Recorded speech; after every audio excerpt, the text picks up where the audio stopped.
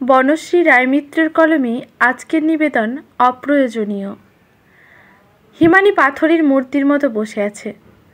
এখনও ছেলে নিলয়ের বলা কথাগুলো ফুটন্ত লাভার মতন যেন কান বেয়ে শরীরে নেমে যাচ্ছে। মনে মনে আওড়ে চলেছে কথাগুলো। কি যেন বলে গেল নিলয়, তুমি তুমি পরিবারে অপ্রয়োজনীয় একটা প্রাণী। তোমার জন্য বাবার জীবনটা শেষ হয়ে গেছে। তোমার জন্য তীব্র কষ্টে যন্ত্রণায় ভেতরটা ছারখার হয়ে যাচ্ছে হিমানীর। ঠিক তখনই মেয়ে নলিনী এসে ডাইনিং টেবিলে রাখা ব্রেকফাস্ট নিজের মতো করে প্লেটে তুলে এক মনে খেতে শুরু করলো। হিমানী মেয়ের দিকে তাকিয়ে বলল, নিলয়ের বলা কথাগুলো শুনলি? ও বলল, তুমি সংসারে অপ্রয়োজনীয়। তাই তো? হিমানীর অসম্পূর্ণ কথার রেশ টেনে নির্বিকার চিত্রে কথাগুলো বলে নলিনী। ছেলে নিলয়ের ধারালো কথাগুলো যতটা না হিমানীকে ক্ষতবিক্ষত করেছে, তার চাইতে ভীষণ রকমভাবে নাড়িয়ে দিল নলিনীর এমন চূড়ান্ত ও উদাসীন্য। যেন সংসারে এর চাইতে বড় শাশ্বত সত্য আর কিছু নেই। কোনো ক্রমে নিজেকে সামলে গলার কাছে দলা পাকানো যন্ত্রণাটাকে কোনো রকম গিলে ফেলে হিমানী। বলল, তাহলে তুইও মনে করিস আমি এই সংসারে অপ্রয়োজনীয় একজন? নলিনী মায়ের কথা খাওয়া থামিয়ে হিমানীর চোখে চোখ রাখল। আমি কি মনে করি, তোমার ছেলে কিংবা বর কি মনে করে, এটা কি বিশাল গুরুতর কোনো বিষয় মা? এগুলোর কোনো প্রাসঙ্গিকতা নেই। তুমি নিজে কি মনে করো ভেবে দেখেছো কখনো? তুমি নিজের কাছে কতটা প্রয়োজনীয় মা? ঠিক কতটা? নিলয়ের চাইতে নলিনী বছর দশকের ছোট। MBA পাশ করে বছর দুয়েক হলো একটা বহুজাতিক সংস্থায় চাকরি করছে। নিলয়ের মেজার, চিন্তাধারা, কথার ঝাঁক সবটাই ওর বাবার মতো। কিন্তু মেয়ে নলিনী, মেয়েকে যেন আজও বুঝে উঠতে পারেনি হিমানী। ওর চিন্তাভাবনা, মনন, যুক্তি সব এতটাই স্বচ্ছ আর ধারালো যে হিমানী সচরাচর নিজের দহন ওর কাছ থেকে আড়াল করেন। কারণ এই মেয়ে যে সুরাহা বাতলে দেবে হিমানী নিজেও জানে তা মানবার মতো মনের গঠন তার নেই। আর তাই এই মুহূর্তে মেয়ের করা এই প্রশ্নের কোনো উত্তর যেন খুঁজে পেল না হিমানী। মাকে চুপ থাকতে দেখে নলিনী খাবারটা রেখে হিমানীর কাছে এসে বলে, কি জানো তো মা, মানুষের সবচেয়ে বেশি নিজের কাছে নিজে দামি হওয়াটা, প্রয়োজনীয় হওয়াটা বড্ড দরকার। আমি তো সেই ছোট থেকেই দেখে আসছি, বাবা তোমাকে বরাবর অসম্মান করার পরও তুমি কোনো জোরালো প্রতিবাদ করনি। কেমন যেন মুখোপক্ষী হয়ে থাকতে। কে কবে এক বুক সহানুভূতি নিয়ে তোমার হয়ে লড়াইটা লড়তে নামবে, তবে ওই সহানুভূতি পর্যন্তই। তোমার হয়ে কেউ বাবার সমস্ত অন্যায় আচরণের জোরালো প্রতিবাদ করতে এলে কিন্তু আবার তোমারই সহ্য হতো না। তখন সব ভুলে কেমন মিয়ে যেতে তুমি। ব্যাপারটা অনেকটা এইরকম যে আত্মসুরক্ষার্থেও নিজে কোনো দিন অস্ত্র হাতে তুলে নেব না, আবার অন্য কেউ আমার হয়ে লড়তে এলে তাকেও শান্তির পাঠ পড়াবো। তবে এখন কেন দাদার বলা কথা এত গায়ে লাগছে মা? তোমাকে যে খুব সহজে অসম্মান করা চলে এই শিক্ষা ওকে বাবা যতটা না দিয়েছে তার চাইতে তুমি দিয়েছ অনেক বেশি। অবাক হচ্ছ আমার কথা শুনে? একটু তলিয়ে দেখলেই তোমার কাছে সবটা স্পষ্ট হবে মা। তুমি নিজের অসম্মান যেন উপভোগ করছো, এবার ছেলেও সেটাই করছে। কিন্তু কেন তেমনটা হবে মা? কেন গায়ে ছ্যাঁকা লাগলে উফটা নিজেকেই করতে হয় মা? তুমি করনি কেন? কথাগুলো বলেই নলিনী অফিসে বের হয়ে যায়। হিমানী নির্বাক হয়ে ঠাই বসেই থাকে। সেই মুহূর্তে তার মন মস্তিষ্কে নলিনীর বাবা প্রত্যেকটা কথা প্রতিধ্বনিত হতে থাকে। সত্যিই তো, এতগুলো বছরে নিজের ইচ্ছে অনিচ্ছের কতটুকু কদর নিজে সে করেছে। একটা মানুষ নিজেই নিজের অবহেলা অযত্ন যদি এমন যত্ন করে করতে না পারে, তাহলে বাকিরা করবে নাই বা কেন? দিনের পর দিন নিজের মেরুদণ্ড বেচে যে সংসারের জন্য সুখ কেনার চেষ্টা করেছে, সেখানে যে তাকে মেরুদণ্ডহীন সরীসৃপ মনে করা হবে, এতে আশ্চর্যের কী আছে?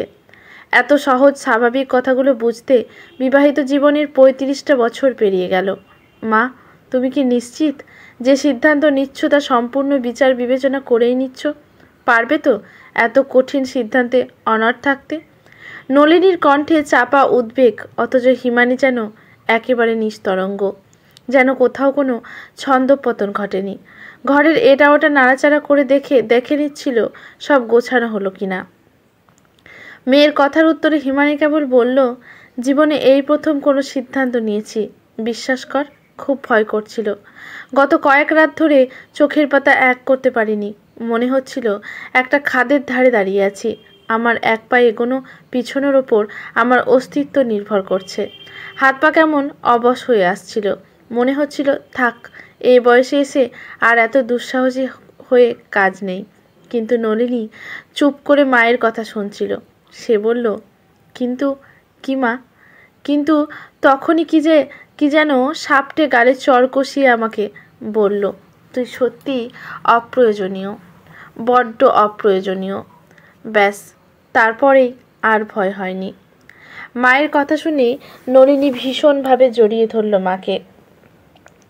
নলিনীর বাবা নবারুণ মুন্সি দুঃস্বপ্নেও ভাবতে পারেননি বরাবরই তার হীন বরাবর আর কটু কথা শুনে অভ্যস্ত মানুষটা এই বয়সে এসে বিবাহ বিচ্ছেদের মতো একটা সিদ্ধান্ত নিতে পারে। জীবনে এর চাইতে বড় চমক হয়তো আর পাননি নবারুণ মুন্সি। যেদিন মেয়ে নলিনী আর ছেলে নিলয়ের সামনেই হিমানি তাকে এই কথাটা খুব সাবলীলভাবে বলেছিল, সেটা শুনে নবারুণ প্রথমে ভ্রু কুঁচকে কিছুক্ষণ তাকিয়েছিলেন হিমানির দিকে। তারপর মুখে হাসির এক তির্যক রেখা টেনে বললেন, কেন, খাওয়া পড়ায় কমতি হচ্ছে? তা আমার কাছে হাত পাতলেই হয়। এতগুলো বছর আরামে খেয়ে পড়ে আয়েসে থেকে এখন এই বুড়ো বয়সে মোটা খোরপোশের লোভে বাড়তি ঝক্কি সহ্য হবে?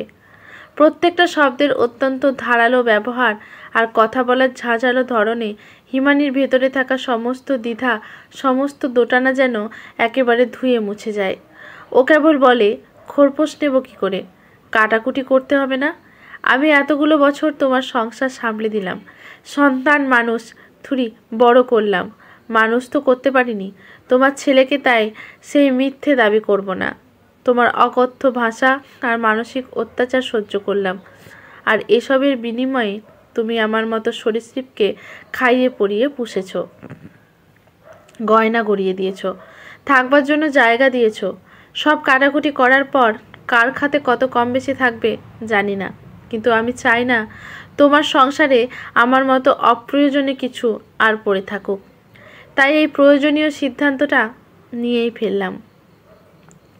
নলিনী কেবল অপারগ দৃষ্টিতে তাকিয়েছিল মায়ের দিকে। এ কোন মাকে দেখছে সে? মানুষের এতটা বিবর্তন কি সম্ভব? অথচ সম্ভব যে নয় তাই বা বলে কি করে? ছেলে নিলয়েরও যেন বিস্ময় কাটছিল না। হিমানি তার কাছে এগিয়ে এসে বললেন, তোকে আমি মানুষ করতে পেরেছি কি না জানি না, তবে এটুকু বলতেই হয়, তুই সেদিন ওভাবে আমায় ঝাঁকুনিটা না দিলে আমিও যে একটা রক্ত মাংসের মানুষ তা এই জন্মে মালুম হতো না রে। নিলয়ের মুখ থেকে অস্ফুটে বেরোয়, মা। হিমানি কেবল হেসে বললেন, ভালো থাকিস, কিন্তু তুমি কোথায় যাবে? ছেলের প্রশ্নের জবাবে হিমানি নলিনীর হাতটা ধরে কেবল বললেন, যেখানে আমার প্রয়োজন আছে সেখানে। আজকের গল্পটি এখানেই সমাপ্ত। গল্পটি ভালো লাগলে লেখকের প্রতি শ্রদ্ধা জানিয়ে একটি কমেন্ট করতে ভুলবেন না। লাইক শেয়ার করে পাশে থাকবেন। ইউটিউব থেকে দেখলে চ্যানেলটি সাবস্ক্রাইব করে বেল নোটিফিকেশানটি অল করে দেবেন। ফেসবুক থেকে দেখলে পেজটি ফলো করে রাখবেন, যাতে গল্পের ভিডিও পোস্ট হওয়ার সাথে সাথেই নোটিফিকেশানটি পৌঁছে যায় সবার প্রথমে আপনার কাছে।